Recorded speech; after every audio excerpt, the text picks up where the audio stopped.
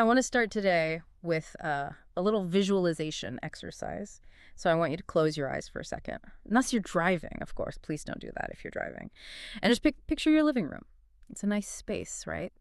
Maybe you've got that comfortable sofa you spent weeks picking out, a coffee table that ties it all together. It feels like you.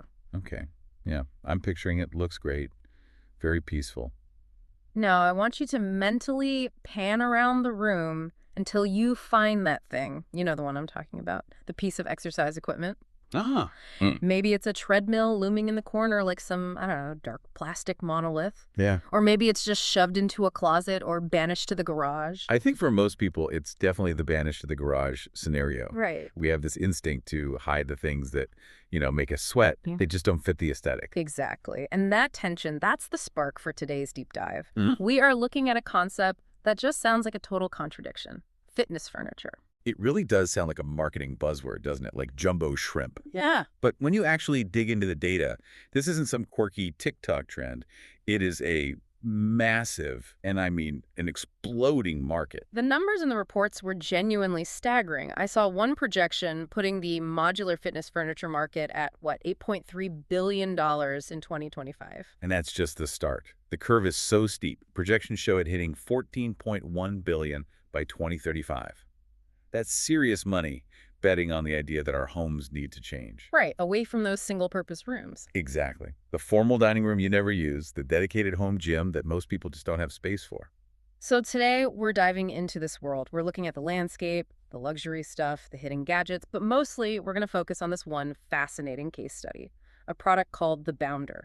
And it's a great example of what we call category disruption, sort of finding a third way in a market that's really just been black and white. Okay, so before we get to that, help me picture this. When we say fitness furniture, what are we actually talking about right now? Because my brain just goes to like a treadmill with a tablecloth thrown over it. Huh. Not quite, though I'm sure that's a hack somewhere. Yeah. No, the current market really splits into two pretty distinct categories. On one side, you've got the high-end aesthetic players. Okay.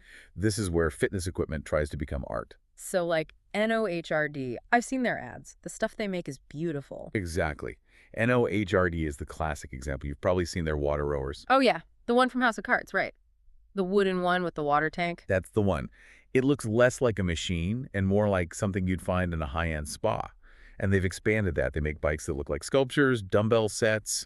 Then you have brands like Peakant Fitness, which takes it even further.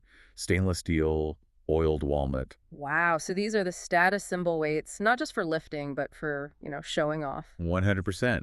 The whole point is that you display them. It signals, I am healthy and I am wealthy. Okay, so that's one bucket. The it's too pretty to hide bucket. Yeah.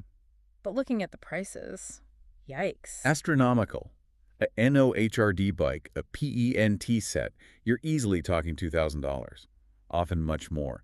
It prices out most normal families. Right. So what's on the other side? If you can't afford the sculpture, what do you do? The other side is the stealth category, the hidden stuff. This is where engineering really takes over. Okay, stealth. So we're talking about companies like Stowe Fitness or Toner Box. Exactly. Stowe Fitness makes an armchair. Looks like a normal, if maybe a little boxy armchair. But inside that chair, they physically engineered a folding spin bike. Wait, really? Like a transformer? It's very clever. And Toner Box is similar. It looks like a sleek oak cabinet, but it unfolds into a workout bench with bands and weights inside. I can see the appeal. I mean, I live in an apartment and don't have the floor space to just leave a bike out. And that is the huge trend driving all of this. Urbanization. Living spaces are shrinking. The spare room is a luxury. So necessity is the mother of folding armchairs. In a way. Yeah. But there's a catch with both of these approaches. Okay. We know the catch with the art stuff is the price. What's the problem with the stealth chair? It seems practical. The downside is psychological. There's a concept in behavioral science called activation energy. Activation energy. I like that. Break it down for me. It's basically the amount of effort it takes to start an action. If you want to work out, you want that friction to be as close to zero as possible. You just want to hop on and go. Right. But if your bike is folded up inside an armchair, you have to move the coffee table, open the chair, unfold the whole thing. And then do it all in reverse when I'm done, just so I can sit down. Exactly. That is high activation energy. And you know the old saying, out of sight, out of mind. If the equipment is hidden, you don't get that visual cue to use it. Oh, I know myself. That is exactly what would happen. I'd use it 3 times, and then it would just be an armchair forever. Precisely. Yeah. So you've got this gap in the market. You need something that looks good enough to stay out, so there's zero activation energy, but isn't so expensive that it's unattainable. And this is where our case study comes in. This is where we pivot to the bounder. Yes. Ah. So things get really interesting. The bounder from a company called Spring and Stitch, it's a disruptor Yeah. because it just refuses to fit into either of those buckets. Describe it for me. What is it? It's an ottoman, a beautiful, round, upholstered ottoman. But, and this is the key, it's not a machine hidden inside the ottoman. It is a cover system that transforms a rebounder into the ottoman. A rebounder, like a mini trampoline. Yes, a mini trampoline. Okay, I have to stop you there. Because the mini trampoline is historically one of the ugliest objects known to humankind. It really is. It screams 1980s aerobic video. Black nylon, squeaky springs, cold metal legs. Yeah, and that's the aha moment here. They didn't try to invent some new complex machine. They looked at a piece of equipment millions of people already own and just asked, why is this so ugly? So they aren't hiding it in a box. They're just dressing it up. They're giving it a tuxedo. The bounder is this high-end, structured cover-think velvet buccal that fits right over the trampoline. And it has a lid.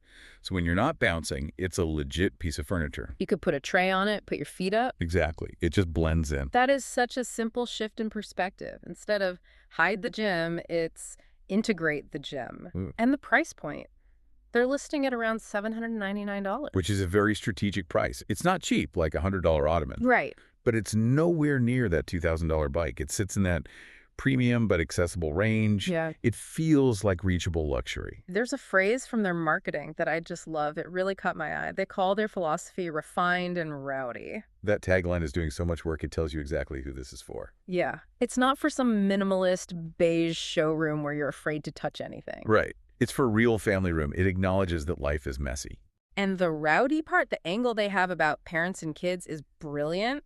The hook is basically, I let my kids jump on the furniture. Which is something that's already happening in every house with kids.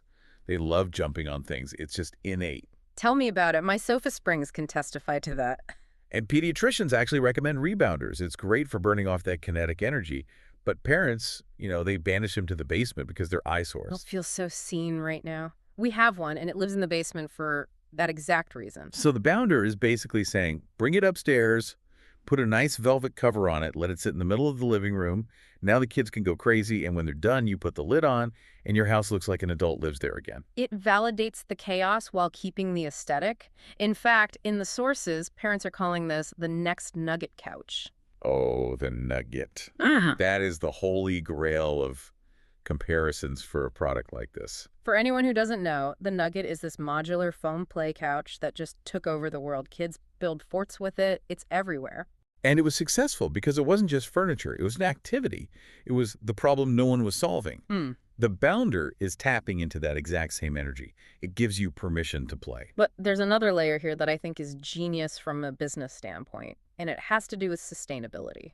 This is the part that really impressed me too. When you buy that folding bike chair, you're buying the whole machine. The steel, the gears, all of it. Heavy, expensive hardware. Right. But the bounder has a bring your own feature. Bring your own. Trampoline? Yes. The cover system is designed to fit standard 40-inch rebounders that you might already own. That is so smart, so I don't have to throw away my ugly basement trampoline. I can just give it a glow up. You're giving a second life to that $40 piece of equipment that's gathering dust.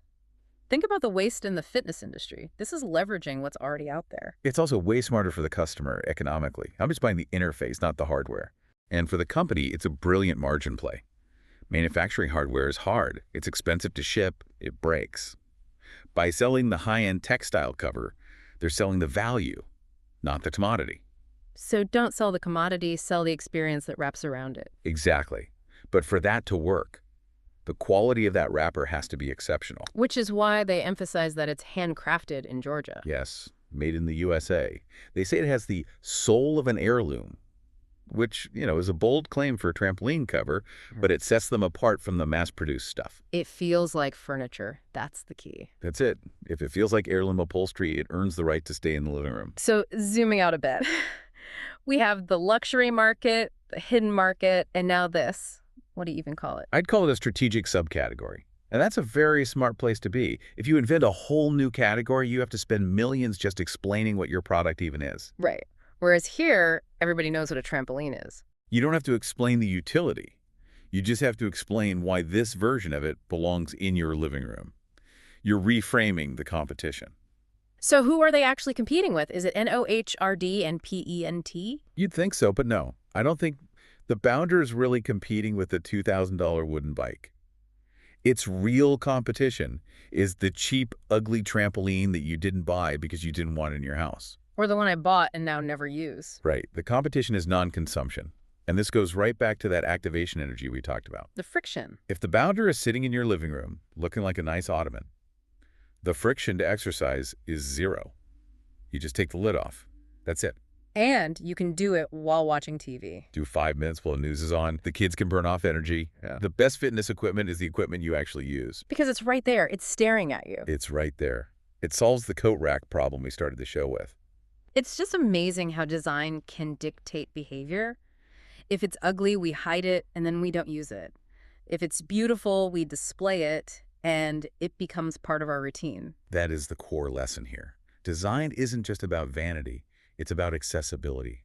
It's making the healthy choice the easy choice. I do want to mention checking the current status.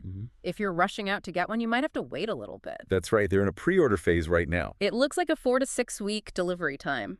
But hey, they're throwing in a free hat with purchase, so there's that. Always nice to get a bonus. But that lead time also suggests the demand is real. It suggests they've really struck a nerve. It really is a fascinating case study. We went from hide the gym to the gym is the ottoman. And it brings up a bigger question for home design. We've spent so many years trying to be minimalists, hiding our clutter. Maybe the future isn't about having less stuff. It's about having better looking stuff. Or stuff that serves multiple purposes beautifully. Our objects need to multitask just as much as we do. An ottoman might need to be a gym. That is a great takeaway. We're entering the age of the multitasking home. So here's my challenge to you, listening right now. Look around your house. What is your ugly utility object? Is it a vacuum cleaner? The dog crate? Exactly. And ask yourself, could this be a centerpiece if we just changed how we dressed it? Is the future of design just hiding our clutter in plain sight? Definitely something to chew on while you're staring at that treadmill in the corner. Thanks for diving in with us today. We'll catch you on the next one.